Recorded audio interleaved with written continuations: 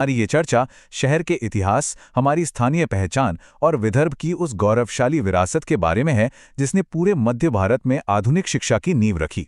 ये एक ऐसी कहानी है जो हम में से हर एक नागरिक को जाननी ही चाहिए। पण जरा विचार करा, असा कोणता व्यक्ती होता ज्याने त्या काळातल्या अतिशय कठोर जातीव्यवस्थेला थेट आव्हान दिले आणि विदर्भातील सर्वात जुनी आणि प्रतिष्ठित शिक्षण संस्था उभारली? आज आपण अशा एका दृष्ट्या व्यक्तीची गोष्ट ऐकणार आहोत ज्याने समाजातील सर्व जुन्या भिंती पाडून शिक्षणाची दारे सर्वांसाठी अगदी खुली केली. खुले दरवाजे की क्रांति यानी दी ओपन डोर रेवोल्यूशन। चलिए सीधे 19वीं सदी के नागपुर के शैक्षिक माहौल में चलते हैं।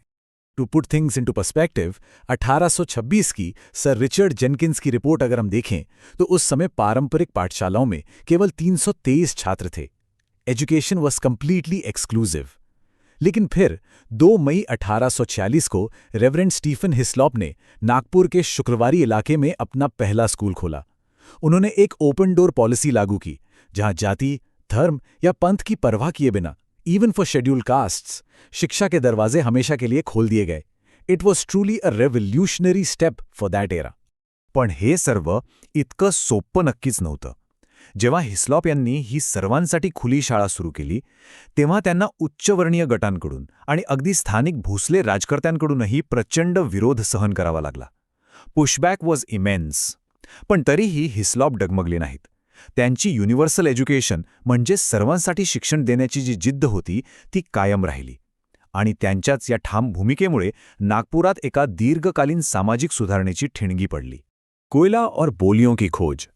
अब इस कहानी में एक बहुत ही दिलचस्प और थोड़ा अनएक्सपेक्टेड मोड़ आता है। Hislop wasn't just a social reformer or a teacher.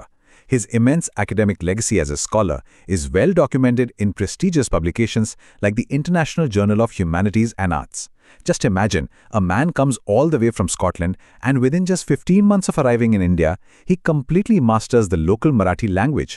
It shows his shared dedication to truly connecting with the people of this land. He was essentially a true पॉलिमॅथ.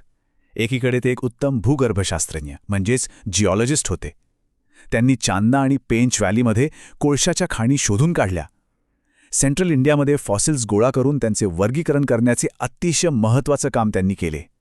आणि इतकेच नाही तर एक भाषातज्ञ म्हणून त्यांनी गोंड आदिवासींच्या तब्बल 11 अलिखित बोलीभाषांचा सखोल अभ्यास करून त्याचे डॉक्युमेंटेशन केले. This level of contribution is simply mind blowing.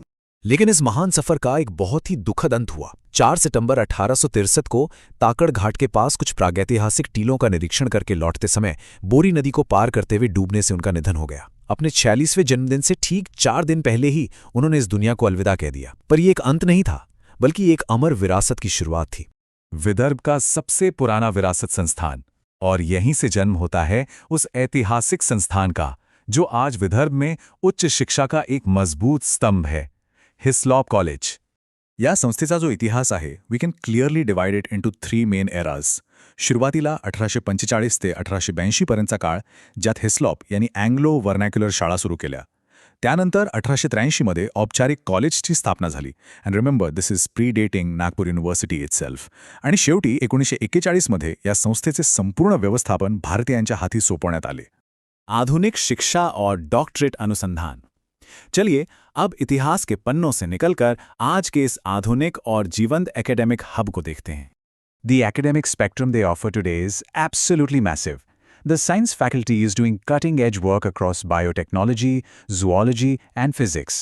The arts faculty continues its rich traditional legacy in languages, psychology, and history. And of course, the commerce stream is preparing modern professionals with specialized courses in management and tourism. It's a complete, thriving educational ecosystem. आज ये शानदार संस्थान junior college से लेकर PhD research तक की बेहतरीन सुविधाएं प्रदान करता है.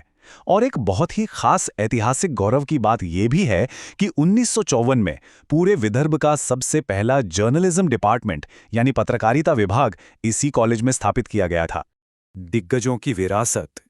कोणत्याही शिक्षण संस्थेची खरी ओळख तिच्या इमारतीवरून नाही तर तिने घडवलेल्या विद्यार्थ्यांवरून होते. The sheer impact of its alumni is just remarkable.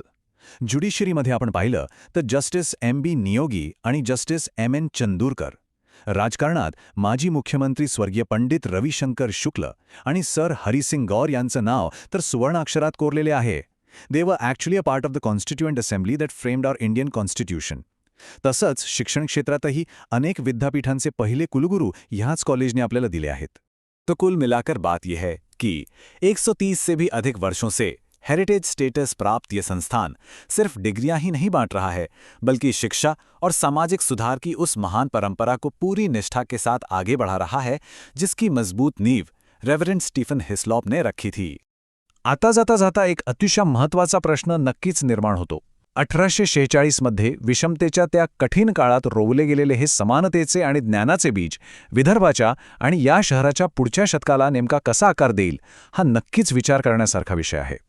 At the end of this discussion, हम सभी listeners और viewers से रिक्वेस्ट करते हैं कि डूनाइटेड न्यूज़ के साथ ऐसे ही जुड़े रहें for more local updates, public issues, history, culture, business, civic concerns and awareness-based stories. Visit our website dounitednews.in. अगर आपको हमारी ये चर्चा और विश्लेषण काम का लगा तो please like this presentation, share it with your friends and community और डूनाइटेड न्यूज़ को सब्सक्राइब ज़रूर करें.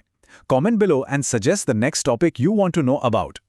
आपका शहर, आपकी आवाज, आपकी खबर. Donated news. Be positive, be united. आपका शहर, आपकी आवाज, आपकी खबर. जागरूक रहें, एकजुट रहें. फिर मिलेंगे एक नई प्रस्तुति के साथ. धन्यवाद.